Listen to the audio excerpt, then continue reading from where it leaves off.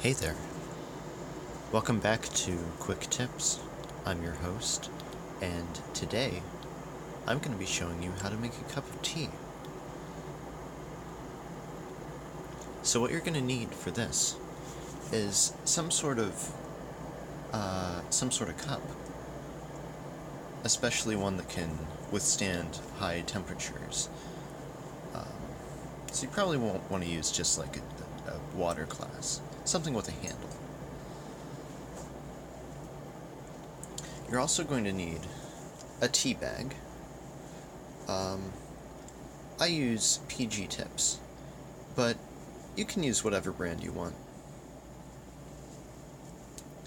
You're also going to need some boiling hot water, and mine's ready just now, so we're ready to go. So what you want to do is put the tea bag into the cup. Sometimes the tea bag will be in like a paper wrapper, and you'll have to open it up, but this shouldn't be too difficult.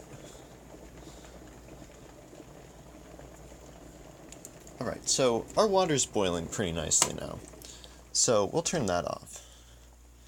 And what we're going to do now is just pour the water into the cup.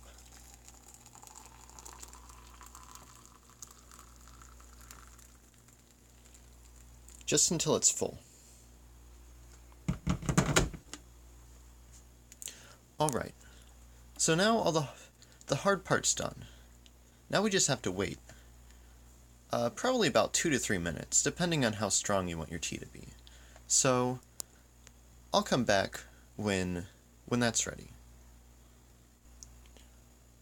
Alright, so a couple of minutes have passed, and now we're ready to finish making our tea.